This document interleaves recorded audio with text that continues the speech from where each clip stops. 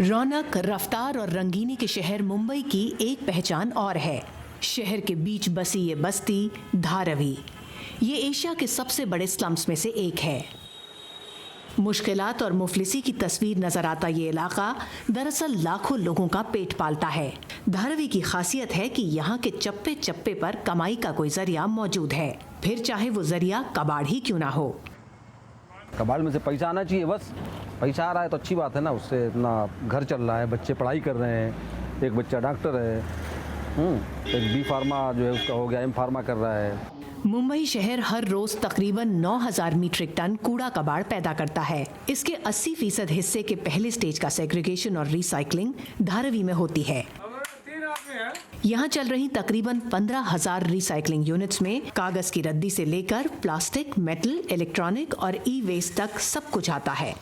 जो डंपिंग में माल जो जा रहा है लैंड फिलिंग में, तो उसमें से काफ़ी माल चुन के वो लैंड फिलिंग का बोझा काफ़ी कम कर देते हैं। जो हम लोग कलेक्ट करके लाते हैं वेस्ट पेपर या तो प्लास्टिक वेस्ट, उसका रीयूज़ होने के वजह से एनवायरनमेंट में भी फ़र्क आता है और एनवायरनमेंट भी काफ़ी बचता है। यहाँ काम करने वाले ज्यादातर अफराद दूसरे इलाकों से आने वाले मजदूर हैं, जो काम की तलाश में दूर दूर की रियासतों से आते हैं। धारावी में इनकी अपनी रोजी रोटी तो चलती ही है, गांव कस्बों में पीछे रह जाने वाले इनके घर वालों का भी गुजारा होता है।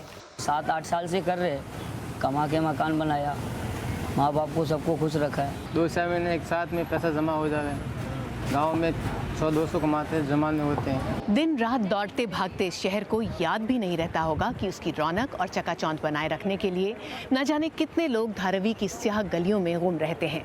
लेकिन धारावी की सबसे बड़ी खासियत भी यही है कि यहाँ न तो गुर्बत और न ही कचरे का ढेर हौसले और उम्मीदों की उड़ान को रोक पाता है।